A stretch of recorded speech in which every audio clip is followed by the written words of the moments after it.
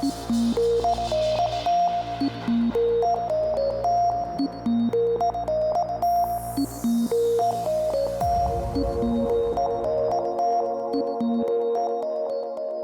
Henry Charles Albert David, third in line to the British throne, is famous for some things he'd rather forget.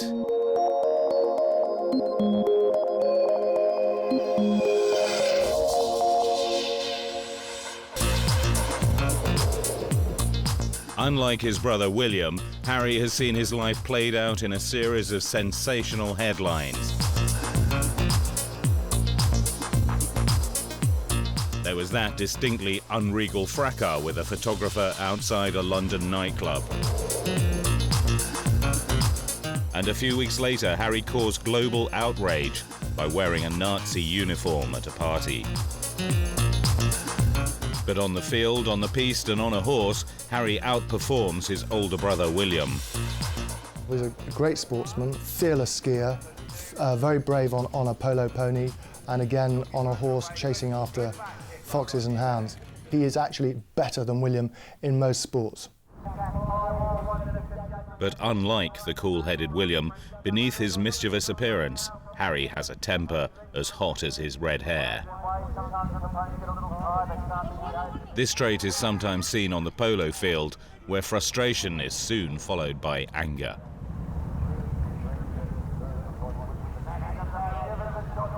Harry's occasional displays of tantrums and swearing at the Beaufort Polo Club have embarrassed his father, Prince Charles. He also has a quick temper, but Harry's wilder streak is inherited from his mother's Spencer family genes. There are some definite Spencer traits in him. You've only got to look at that sandy hair of his, where it inherits straight from his uncle, Charles Spencer. And he's got the same Spencer fiery temper. He's on a short fuse most of the time, and if he's provoked by the sight of photographers or the paparazzi hanging around, he can fly off the handle. As long as he's getting his own way, Harry's quite happy. It's when he's compromised, when he's told to do things that he doesn't particularly want to do, that's when the temper comes to the fore. Charles scarcely knows what to do about his younger son's behaviour. There have been rumours of heated rows and angry telephone calls. There have been arguments over Harry's friends and their influence. Even his polo pals have come under fire. But Harry remains loyal to his friends in one of the few areas of his life where he feels successful. Well played, Harry. And then out to also had a brilliant game, Mr. Harry Wales. He's rarely praised for anything else, so he treasures prizes won on the polo field. Harry remains a difficult character whose unruly conduct often damages his reputation. I think Harry gets pushed to the limit, and events, and maybe of his own making admittedly, happen to him that push him to the limit. He's constantly followed, he's constantly photographed when he's meant to be enjoying his own time and is meant to be relaxing. And there are obviously parts of his character that we don't always see. He wants to be noticed. I think he enjoys being noticed, but I think he also loves the fact that it doesn't matter what he does because, in a way, he's not important. Although, serious people will tell you, but he's only 3 heartbeats away from the throne. Well, he is, but no one expects him seriously to actually reach it. Another area where Harry finds similar company is among the hunting set. Like William, he rides with the prestigious Beaufort hunt. Charles and Camilla are also members of this hunt. Among the other riders is their friend Captain Simon Tomlinson, a wealthy Gloucestershire landowner. Tomlinson, in the red trousers, is also the chairman of the Beaufort Polo Club, where Charles, William and Harry play.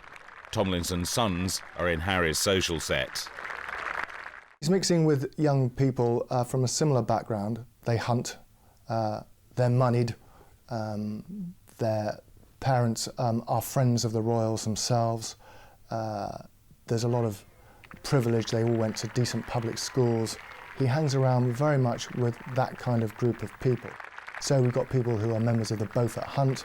They played polo in Cirencester Park in the summer. They ski. They're all well-to-do young folk. and he's more comfortable in them. I don't know how many friends he's got from the other side of the tracks, but I will wager very, very few. Secure in the gilded circle of accepted companions is Luke Tomlinson, an England polo player. The Tomlinson children are part of what's known as the Glossy Posse, that group of, rich, eligible young chaps and chapesses down in Gloucestershire. They're childhood friends who've grown up together, but with Luke especially, Harry has continued a good, close friendship.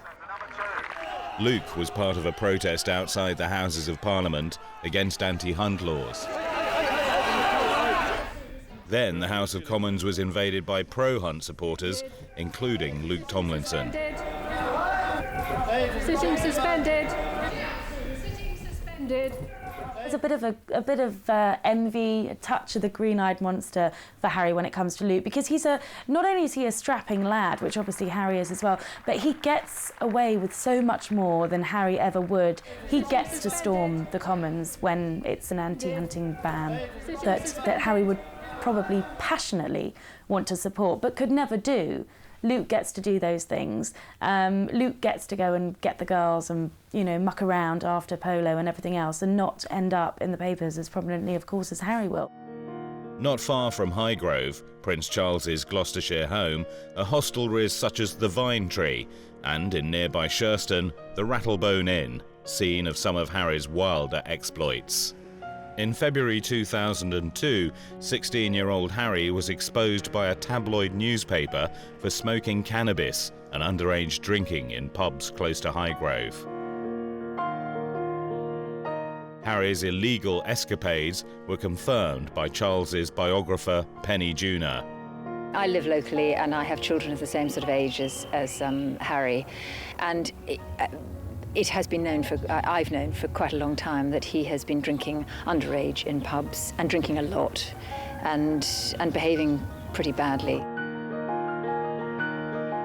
Harry was reticent about answering press questions during a skiing holiday with his father and brother.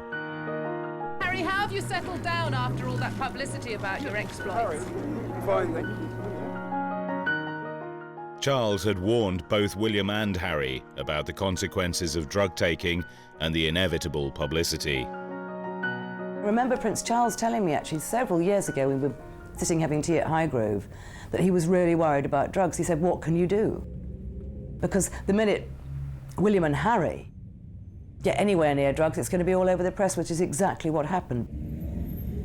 Some of Harry's reckless in-crowd have led him astray. He has a rent-a-mob group of friends who drink with him and smoke with him and hang out with him. He surrounds himself with quite vacuous people. It's all part of Harry's hedonistic lifestyle. Part of Harry's problem is the gang who's around him.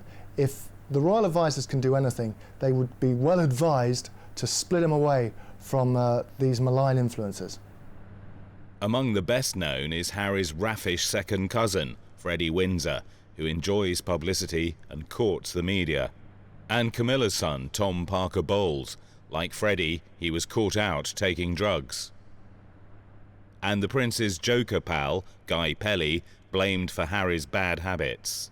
Everything that Guy Pelly has been in the papers for would suggest very strongly that he is a bad, bad influence on the princes. He is the first one to strip, the first one to moon, the first one to neck a yard of ale. He will do all those things, and because of that, William and Harry and everyone else that know him adore him.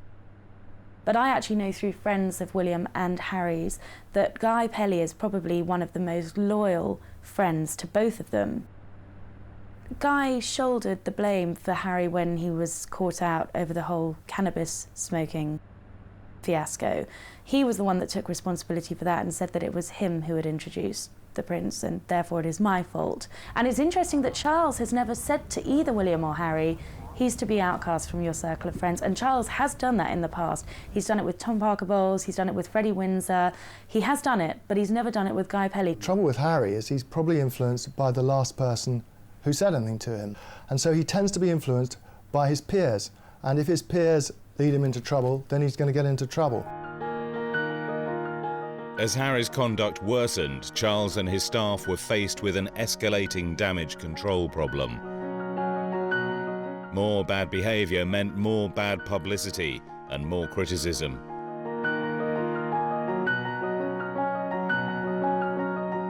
In a fit of temper, Harry hit a photographer outside a London nightclub. He was sent away to Argentina. He was to spend several weeks working on the polo ranch of the Tomlinson family. Out there, he secretly met up with his latest girlfriend, Chelsea Davy. But once again, trouble found Harry. He had to come home amid stories of partying in local clubs and kidnap threats to his safety. Harry was under scrutiny for drinking, binge drinking, going out late at night. I mean, those reports were strongly denied by the palace, and actually I think the truth of what happened in Argentina was that he kept himself to himself and Chelsea Davy, who of course was the secret flame that he'd been nurturing for the past 8 months and had secretly got over in Argentina without anyone foiling it. One of the country's most elite nightclubs has the unusual setting of Highgrove, Prince Charles's country home.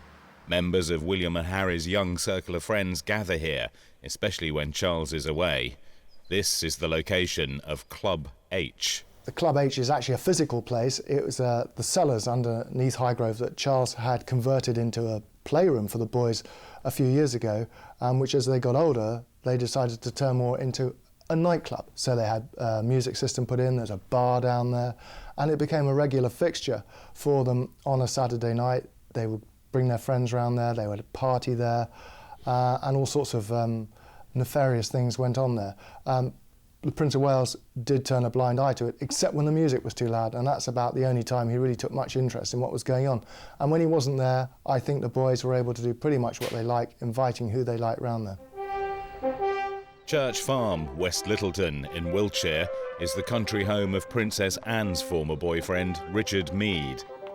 An Olympic gold medalist, Meade has stayed in favour as part of the Royal Hunting, Shooting and Fishing Circle.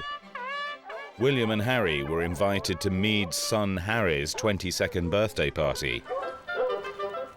The princes chose their colonials and natives themed costumes from a local fancy dress shop. William picked a leopard skin outfit, Harry an Afrika Korps Nazi uniform complete with a swastika. One of the 400 party guests took a sneak picture of Harry and sold it to the press. Harry was widely condemned for his insensitivity. William became embroiled in the row. William was in the shop with him at the time, apparently, when he chose this costume, and it also didn't occur to William to say, Harry, that's perhaps not in the best taste. Why don't you go for a different colonial outfit? Why would William, who is a mature young man, have allowed Harry to dress in that German officer's uniform? It was a naive thing to do, and William could have said, oh, hang on a bit, think about this. He simply didn't think. I think there is a thoughtlessness about many of his actions. He doesn't seem to appreciate yet that what he does actually matters. If it had been one of his friends who dressed up in a German uniform, it wouldn't have mattered at all. But it's because it's Prince Harry, it's because he's the third in line to the throne, he has to be responsible, and at the moment he isn't. Harry's friends came under press criticism for their wealthy backgrounds, lack of purpose, and loutish conduct. A guest at the Meade party revealed that Guy Pelly, dressed as the Queen in a blue dress, grey wig and crown, told a risque joke about her. When Harry was at this party and larking around and just about to laugh at Guy Pelly's alleged joke about the Queen, it was William that shot him the very fiery glance to say, watch it. Harry's Nazi gaffe, made near the 60th anniversary of the liberation of Auschwitz, prompted calls for a televised apology, but Charles felt that a two-line statement issued by his office was enough. Harry would have been well advised to have made a much more public, heartfelt apology for his gaffe in wearing a Nazi uniform. It wasn't a press-driven story. There was genuine outrage around the world at what he did. It was a big mistake, and I think he could have come out and said something publicly, or perhaps Prince Charles could have done. Charles remained on holiday at Birkhall in Scotland, planning his marriage to Camilla. Had Harry's lack of support from Charles been part of his problems? I think he could have had a lot more guidance, especially from his father. Harry's on a gap year at the moment, and a very unstructured gap year. You would expect that there would be a father figure there to help him plan the next few months of this year off. And he seems to have spent so much of it on his own, and I think that's got to be a major cause for him going off the rails, because he hasn't had the guidance there. Harry had to atone for his offence. He was ordered to spend time swilling out the pigs on one of his father's farms. As a child, Harry showed two sides. The shepherd with the angelic face was also a little rascal who poked out his tongue. Holiday photo calls tested his patience. He had to behave at kindergarten, but palace balcony appearances were an excuse for showing off. Harry showed an early interest in sport and enjoyed annual family skiing holidays. He was taken to polo matches. He learned to swim in warm Spanish waters.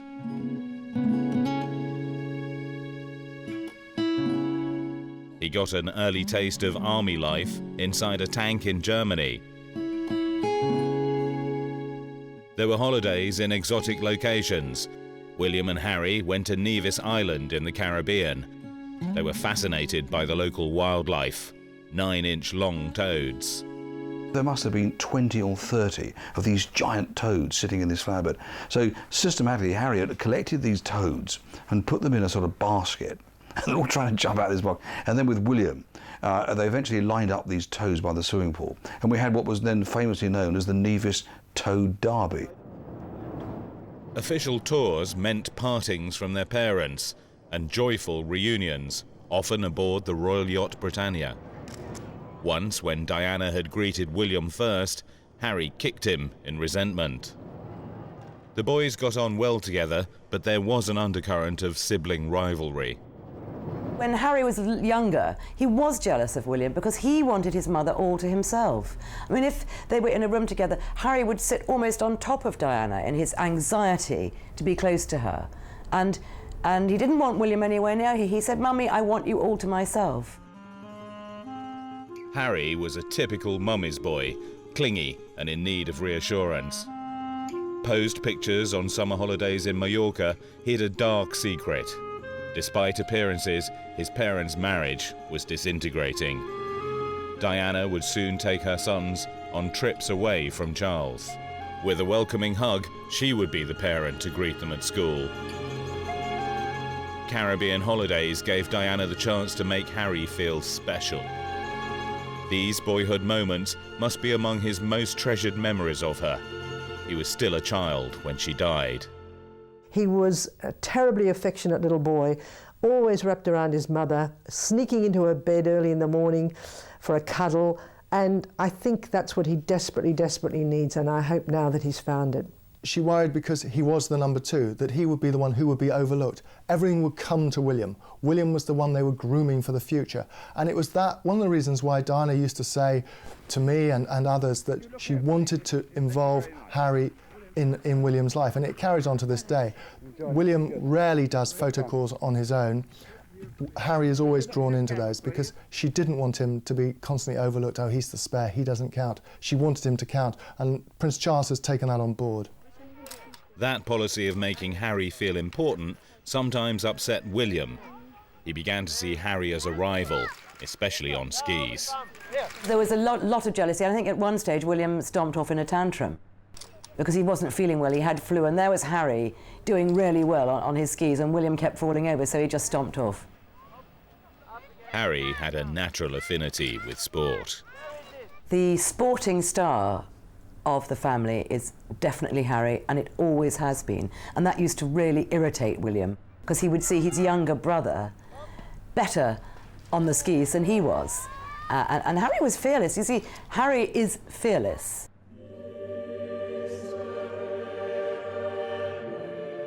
Althorpe House, Northamptonshire, the seat of the Spencer dynasty. Diana is buried on an island in the estate. At her funeral, her brother, the current Earl, vowed that the Spencers, the blood family, would take care of William and Harry. their maternal line is more aristocratic than the royal family's Germanic House of Windsor. When Diana was 14, her father inherited the title Earl Spencer and Althorp with its rich heritage. Ancestral portraits grace the rooms of Diana's home before her royal marriage. At 16, and still a schoolgirl, she showed Prince Charles the family portrait gallery. Like her grandmother Cynthia, she was very much a Spencer and proud of her family's status. Throughout her troubled life in the royal family, she never forgot that she was the daughter of an English earl with a flawless pedigree.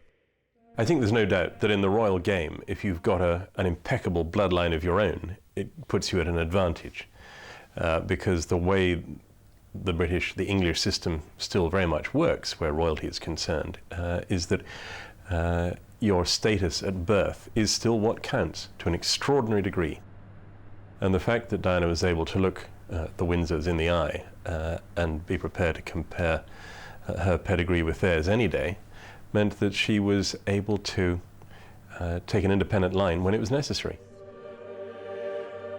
Her mother Frances, her red-haired brother Charles, then an Eton schoolboy, and her married sisters Sarah and Jane all watched Diana's splendid wedding to Prince Charles in 1981. This was the dynasty's greatest triumph. 20-year-old Diana united the Spencers with the royal family. Her father had survived serious illness to enjoy his proudest day. 2 years after William, Diana gave birth to Harry in 1984. The couple now had an heir and a spare.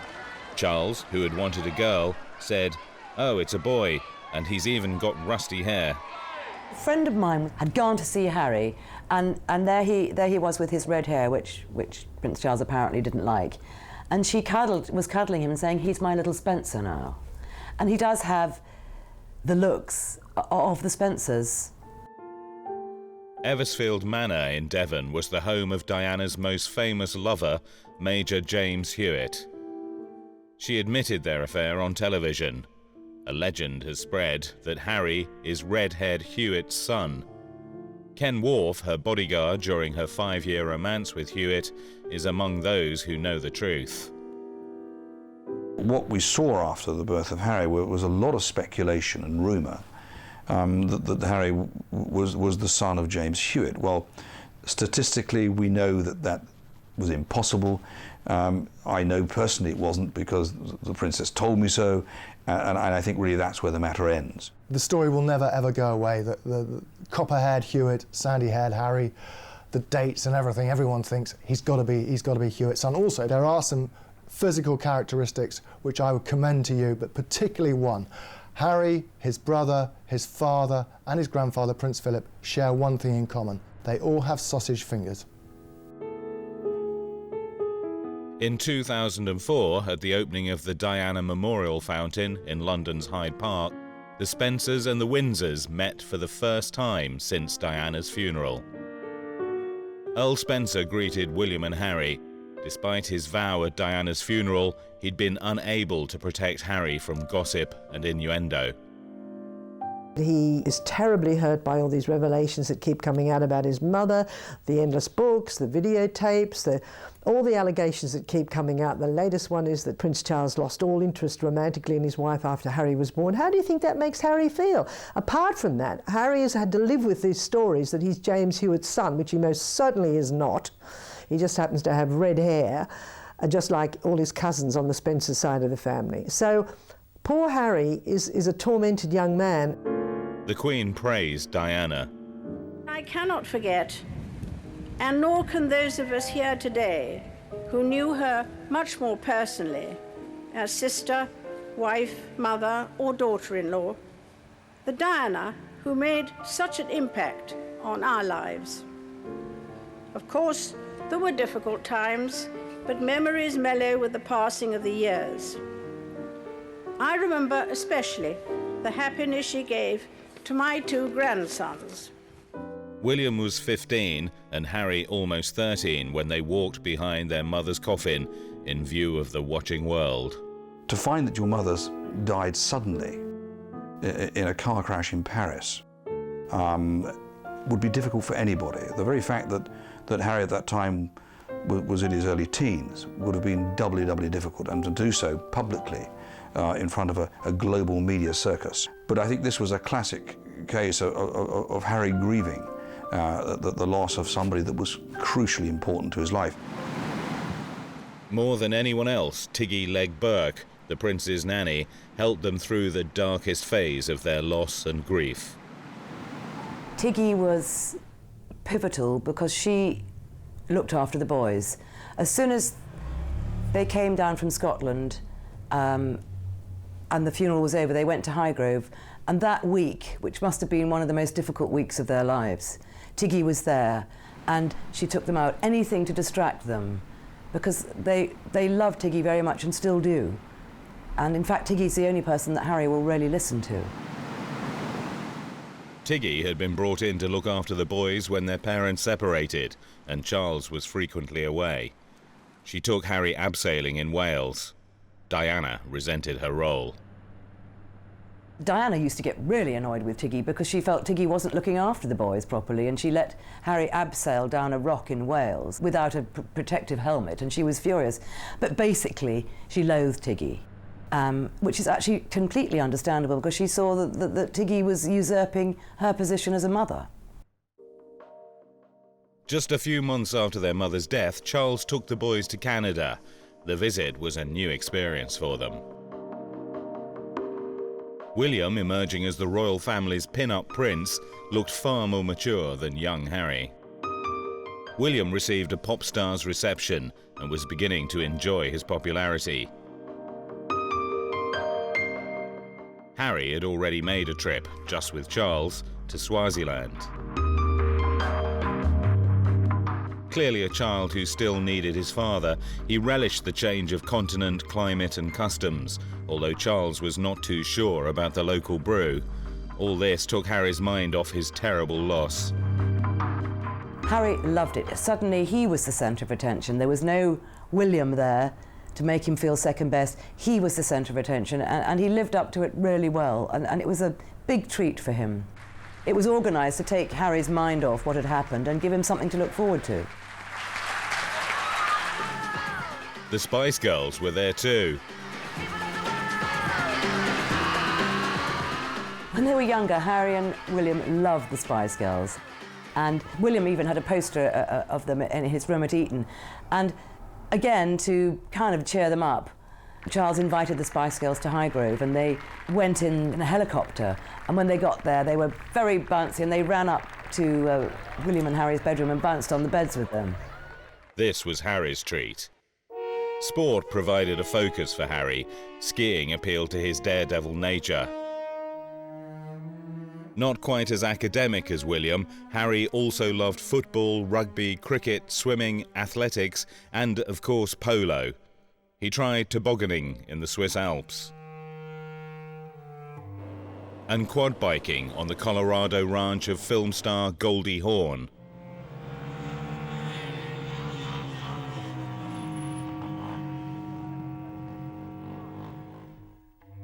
Harry grew into a tall, athletic young man, but he was not a natural student. He had visited Eton when William started in 1995. Harry followed 3 years later. Both boys relied heavily on their housemaster, Dr. Andrew Gailey. Diana had many reservations about Harry going to Eton, not least because William had quite a difficult few years there. He found it difficult to make friends and he felt very isolated. Diana, being the protective maternal figure that she was, obviously had concerns that Harry would also go through that feeling of isolation, but also she was very aware that she didn't have an academic son. Founded in 1440, Eton is England's leading independent school. It has a uniform dating from 1820 and many ancient traditions. As at their prep school, Harry followed in William's footsteps. At Eton, they were treated the same as other boys. Harry battled academically and had to drop one advanced level subject. But he enjoyed drama and art particularly. William made a success of Eton, but was the decision to send Harry there the right one? Harry had a tough time at school. He was He was sent really to the wrong school. Eton's an intellectual hothouse. Harry is not an intellectual. He was kept back a year before he actually went up to Eton to try and speed up his education at prep school. I recall hearing soon after he arrived, he'd made friends with a young guy who'd also just arrived, who had not had a successful test in some particular test they were doing. This boy said to Harry one day, "You don't know what it's like to be bottom of the class," to which Harry said with great alacrity, "Well, you don't know what it's like to be bottom of the school." And I think that tells you everything you need to know about how he struggled at Eton. Like Charles, Harry enjoyed school plays. Dressing up appealed to the creative side in him, but he didn't learn the difference between costumes like these, which were acceptable, and the Nazi outfit, which was not. That incident raised questions about his schooling. Was this a bad day for Eton? Eton has a fantastic reputation. They turn out some very intelligent young men who go on to great things, and there's no doubt it's an extremely good school. I think there's only so much a school can teach. If you're not awake and listening during class, well, there's not much they can do about it. Harry excelled on the playing fields of Eton. He was captain of games and was good at soccer, rugby, Eton Fives, and the annual Eton Wall game. At advanced level, he gained a D grade for geography and a B grade for art. This was his favourite subject. He allowed the cameras to record his advanced level project work. He showed his brightly decorated study bedroom. He left school joyfully in June 2003.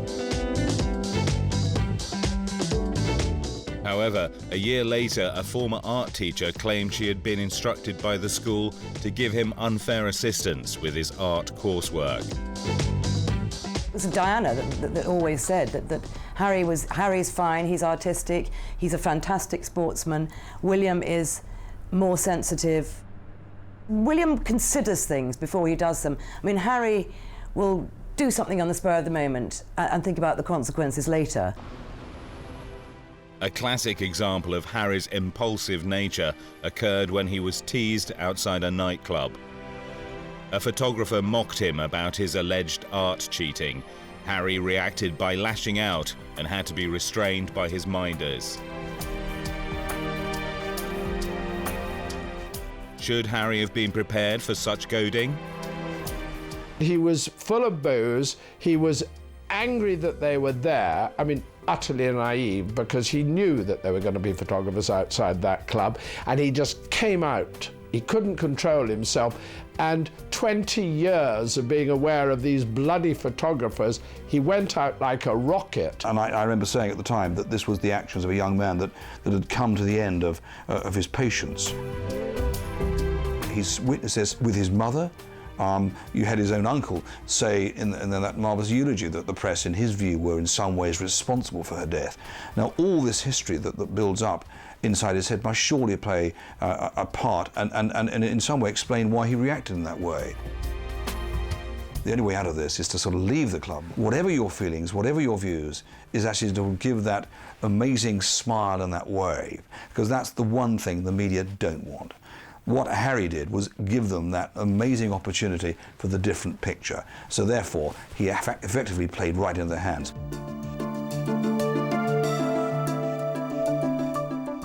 Harry played polo for Eton and at one stage considered a career as a professional polo player. It was an indication of his difficulty in finding a role suitable for himself as a royal second son.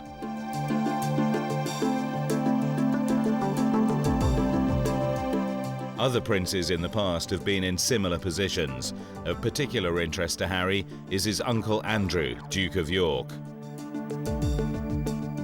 In far-off days before the Queen had to worry about her family's marriages and divorces, and Charles seemed the perfect heir, her second son Andrew looked like the problem child. I do recall Andrew being a bit of a problem. Around the time he was about 16, he famously went off to Los Angeles. I think it was his first taste of foreign work on behalf of the royals, and he decided to let off a fire extinguisher at a group of press photographers and covered them in foam head to foot. I mean, it was a very embarrassing incident, and it did a lot of damage, incidentally, to the equipment. But that was an early marker, one, on his behaviour, but it sent out a message to the Queen. She realised that her second son was going to have to be reined in, and he was reined in. What they did with Andrew? Quite simple. They put him in the Navy. Andrew left Gordonston School in Scotland for naval training. He became a helicopter pilot. He married and divorced Sarah Ferguson, but the couple remained friends for the sake of their daughters Beatrice and Eugenie. Have their cousins William and Harry been damaged by their parents' bitter split? I think the Queen does worry about her grandsons. She's extremely close to them. She worries less about William because she sees more of him, and she's happy about the way he's developing as an heir in line to the throne.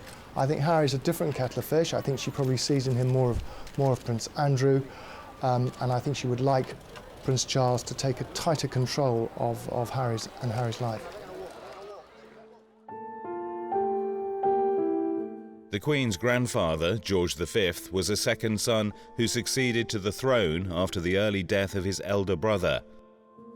He changed the family's German name Saxe-Coburg-Gotha to the English-sounding House of Windsor.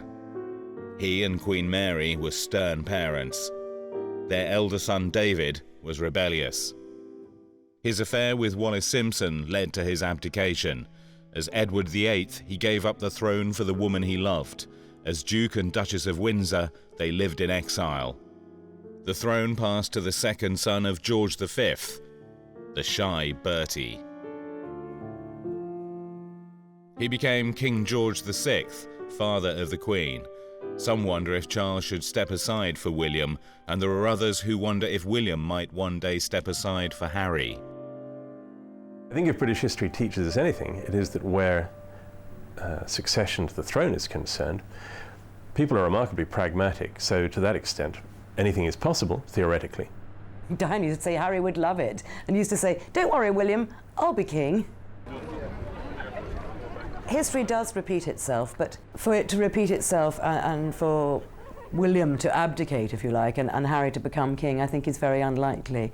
It's a different world now, and I think that by the time William becomes king, he will be so much more of a figurehead.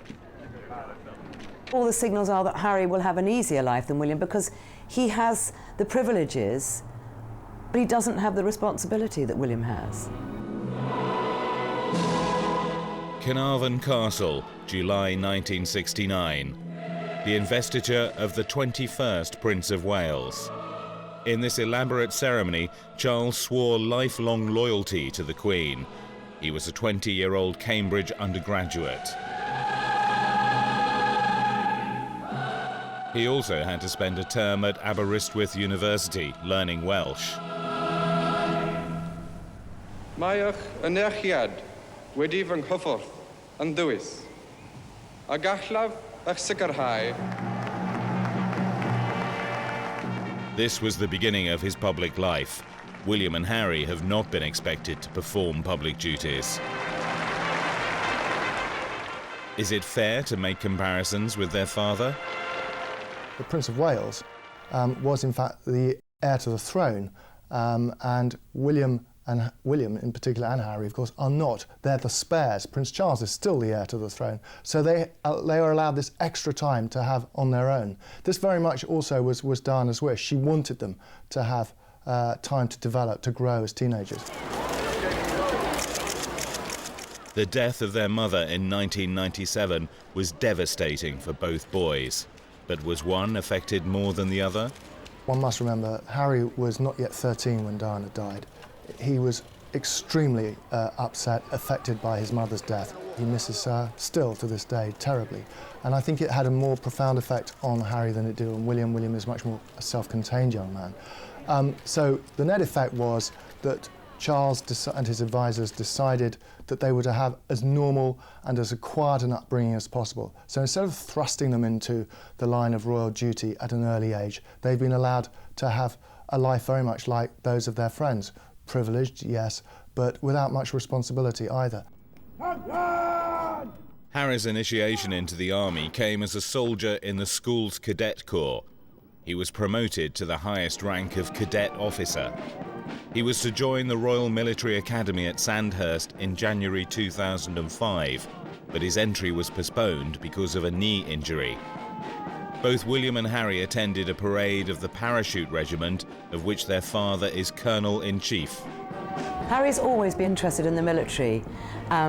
That's what Diana was explaining to me. Harry will be fine because he's always loved the military. He loves castles and pomp and soldiers. And when he was a little kid, he had a complete camouflage outfit made for him and wouldn't take it off. And James Hewitt also gave him a little military outfit. And Diana took him with her when she went to visit one of her regiments. And he sat in a tank and pretended to fire guns, and he's always loved it. So he's been single-minded, really, about what he wants to do. I think if he can focus all the aggression that he feels at the moment into a military career, and the fact that he obviously feels very hard done by, and there is a lot of aggression and frustration, if he can channel that into his military career, he's going to be a fantastic soldier. Harry's gap year began with a spell in Australia as a jackaroo in the summer of 2003. He worked for 3 months as a cattle hand, part of a program designed to widen his work experience. It has not been a success. It's been a monumental disaster. A gap year is a year. A gap year, it says it's all there in the title. Harry's having a gap 2 years. I've never heard of a gap 2 years before. In Argentina, Harry was with his girlfriend Chelsea Davy, the 19-year-old daughter of a Zimbabwean businessman close to President Mugabe. Is Harry really such a worry? There are concerns within the royal household at Harry's immaturity. He is an immature, he's a young 20, if you like. He's not yet very much grown up. He's still the rather mischievous teenager that he was a few years ago. A few months before her death, Diana made a humanitarian visit to war-torn Angola. She saw AIDS, malnutrition, and landmine injuries. Harry wants to continue the work cut short by her tragic death. He visited Lesotho in 2004. He's inherited her rapport with children and clearly enjoys being with them. Harry spent part of his time at an orphanage in Lesotho, where 40% of the population is believed to be infected with AIDS. While there, he made a documentary, The Forgotten Kingdom, Prince Harry in Lesotho. I always wanted to go to an AIDS country to carry on my mother's legacy as much as I can. I don't want to take over from her because I never will. I don't think anyone can. But I want to try and carry it on to make her proud. Harry's trip to Lesotho was fantastic for him because he is actually very caring and he does want to carry his mother's torch. And you saw how relaxed he was in front of the cameras and you saw how good he was with the kids. I think it was very good for him. Harry will continue to take an interest in countries with AIDS problems. How well does this image of Harry sit with his wilder side? The palace have made a huge problem for themselves. On the one hand, they're trying to tell us that here is the caring young man who is charitable, concerned about the welfare of the less well-off in much the way that his mother was. But on the other, he's behaving like a hoorah out of control. And the two cannot meet. And I think they have to decide which is the real Harry. I think they thrust him into this at far too young of age. It'd be much better for him to have got the discipline of the army behind him before they started to suggest he had this future as his mother's successor. Is Harry the wild card in the royal family? A rich young man with a playboy image? Or the screwed-up kid who still misses his mother and mixes in bad circles? Tony Holworth and Peter Syed wanted to come forward. There are signs that he does take his charitable interests seriously. At polo, he was seen displaying his Lesotho souvenir bracelet to his teammates. Despite the criticism of his sub-Diana type approach to his charitable work, I think he does genuinely take an interest in the dispossessed in the way that his mother did. I think he is aware that there are people less fortunate than himself. I think he would like to make a difference. However, he wants to be able to have a good time himself. I mean, I think one of his most attractive qualities is that he's not stuffy. He's not like the majority of the royal family, hidebound by tradition and protocol. he's a bit of a free spirit, and I think that's very attractive, and I think it comes out well. I think that's the reason why he's popular in this country. Close observers have noticed that Harry wears a certain faded polo shirt when playing for his father's team. Harry and William and Prince Charles have a polo team, the Highgrove polo team, and they have red and purple shirts. And Harry has a particular shirt that he likes because every time he's worn it, they've won. And it's very washed out and sort of ragged looking, but that's what he likes to do. He thinks it's a lucky shirt, so he always wears it. And Harry has it hanging out. And when you see Harry on the polo field, he looks smart because he's so tall, but he's always got something little bit of trendiness about him. He's not nearly as good looking as William, but he is sexy and he's attractive because you can see the fun in him. As in most other things, the brothers have a different approach to polo. It could almost be a metaphor for their differences in personality. Harry is totally fearless, almost reckless, just gallops into the fray. But William sort of hangs back and is more cautious. But their polo manager said to me that William thinks about the game more. So really it ends up that they're both sort of fairly equal when it comes to their ranking on the polo field. The royal family operates a ranking procedure among its members. Harry's occasional arrogance might be a cover for feelings of insecurity. Harry's always felt second best. The Queen Mother in particular, if the boys walked into the room, she'd say, "William, come and sit here." And William would be next to the Queen Mother and Harry would just be forgotten. And in order to compensate for that feeling of being second best, he's become more boisterous, better at sport, funnier, naughtier. Harry is very much his own person, easier going than the more self-contained William. He gets on well with cousins Beatrice and Eugenie and Peter and Zara Phillips. He's much more open and accessible than William. If we want to deal with William, we have to go through intermediaries. With Harry, you can say, "Oh, look, Harry, could you just do this?" And he'll go, "Oh, all right then," you know, or "I'll think about it," or you can deal directly with Harry.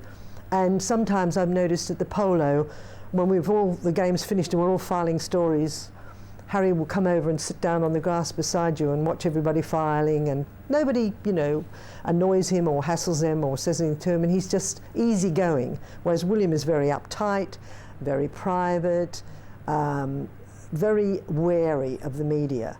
There is very little to separate William and Harry, except this one. The one distinction between them is William's ability to keep his life private and out of the headlines. He learnt that from an early age, I think because he was that much older when his parents were going through their terrible times in the 1990s. He resolved not to allow his life to become tabloid fodder, if you like, in the way that his mothers and fathers had. Charles has been blamed for Harry's frequent misdemeanours. Has he really neglected his parental duties? Prince Charles isn't the strongest of parents, and he's always said, you know, anything for a peaceful life, what can I do?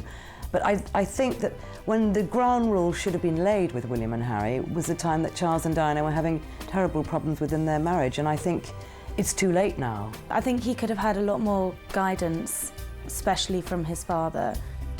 He has veered off the rails because he hasn't had the father figure there all the time when he's needed him. Harry's misbehaviour needs to be curbed if he's to develop into a reliable support for Charles and William in their time as kings. The omens have not been good. How can he be turned around? I think there is enough resource within the royal family and probably somewhere deep within Harry that will pull him back. I don't think he's going to run off and become a dissolute young man. I think he will be brought back, and I think it'll be the army that does it to him. I think it'll instill the discipline that at the moment he lacks. These are the sons of a flawed father and a fated mother. William is preparing himself for his destiny as king. But does a fault line run through Harry's personality? Only time will tell.